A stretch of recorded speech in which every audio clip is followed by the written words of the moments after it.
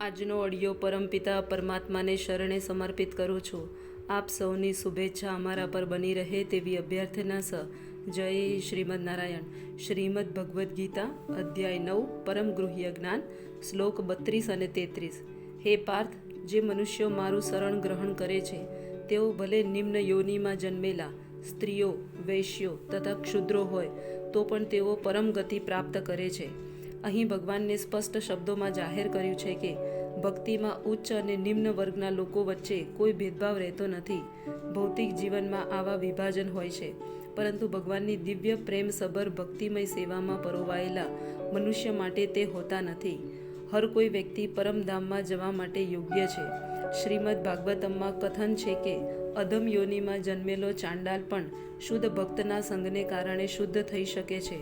તેથી ભક્તિ તથા શુદ્ધ ભક્ત દ્વારા થતા માર્ગદર્શન એવા તો શક્તિશાળી હોય છે કે તેમાં ઉચ્ચ નીચનો ભેદભાવ રહેતો નથી અને કોઈ પણ મનુષ્ય તે ગ્રહણ કરી શકે છે. શુદ્ધ ભક્તનું શરણ લેનાર સૌથી સામાન્ય માણસ પણ સુયોગ્ય માર્ગદર્શન દ્વારા શુદ્ધ થઈ શકે છે. પ્રકૃતિના વિભિન્ન ગુણો પ્રમાણે મનુષ્યને સાત્વિક, રજોગુણી તથા તમોગુણી, સંમિશ્રિત અને તમોગુણી કહેવામાં આવે છે. તે તેનાથી પણ નિમ્ન મનુષ્યો ચંડાળ કહેવાય છે અને તેઓ પાપી કુટુંબમાં જન્મે છે. સામાન્ય રીતે ઉચ્ચ વર્ગોવાળા આ પાપી કુટુંબમાં જન્મેલાઓનો સંગ કરતા નથી, પરંતુ ભક્તિની પ્રક્રિયા એવી પ્રબળ હોય છે કે શુદ્ધ ભગવદ્ ભક્ત બધા જ નિમ્ન વર્ગોના મનુષ્યને જીવનની પરમ સિદ્ધિ પ્રાપ્ત કરાવી શકે છે. આ ત્યારે જ સંભવી શકે છે જ્યારે મનુષ્ય કૃષ્ણનું શરણ લે છે. અહીં વ્યપ્રાશ્ચિત શબ્દ દ્વારા નિર્દેશ થયો છે કે તે પ્રમાણે મનુષ્યએ કૃષ્ણનું સંપૂર્ણ શરણ ગ્રહણ કરવું જોઈએ. ત્યારે તે મોટામાં મોટા જ્ઞાની તથા યોગીથી પણ મહાન થઈ શકે છે. તો પછી ધર્માત્મા બ્રાહ્મણો, ભક્તો તથા રાજશ્રીઓ વિશે કહેવાનું શું હોઈ શકે? માટે આ ક્ષણિક દુઃખમય જગતમાં જન્મીને મારી પ્રેમમય સેવામાં પોતાને પરોવી દે. આ ભૌતિક જગતમાં લોકોના અનેક વર્ગીકરણો છે, તોય આ દુનિયા કોઈને માટે સુખમય સ્થાન નથી. અહીં સ્પષ્ટ શબ્દોમાં કહ્યું છે કે આ જગત ક્ષણભંગુર તથા દુઃખમય છે અને કોઈ પણ ડાયા માણસ માટે રહેવા લાયક નથી. પૂર્ણ પુરુષોત્તમ પરમેશ્વરે આ જગતને ક્ષણભંગુર તથા દુઃખમય હોવાનું જાહેર કર્યું છે.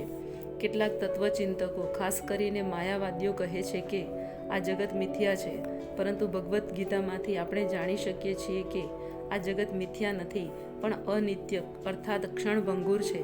અનિત્ય તથા મિથ્યા વચ્ચે તફાવત છે. આ જગત અનિત્ય છે, પરંતુ એક બીજું પણ જગત છે જે નિત્ય છે. આ જગત દુઃખમય છે, પણ બીજું જગત સનાતન તથા આનંદમય છે.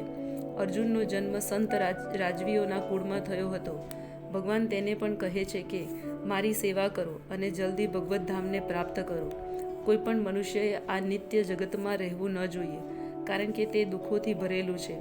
પ્રત્યેક મનુષ્યએ પૂર્ણ પુરુષોત્તમ પરમેશ્વરના હૃદયને સંલગ્ન રહેવું જોઈએ કે જેથી તે સદૈવ સુખી રહી શકે. ભગવદ્ ભક્તિ જ એકમાત્ર એવી પ્રક્રિયા છે કે જે દ્વારા સર્વ વર્ગના લોકોની સઘળી સમસ્યાઓનો ઉકેલ લાવી શકે છે. માટે દરેક મનુષ્યએ કૃષ્ણ ભાવના મૃતનો માર્ગ ગ્રહણ કરીને પોતાના જીવનને સાર્થક બનાવવું જોઈએ. જય શ્રીમદ નારાયણ.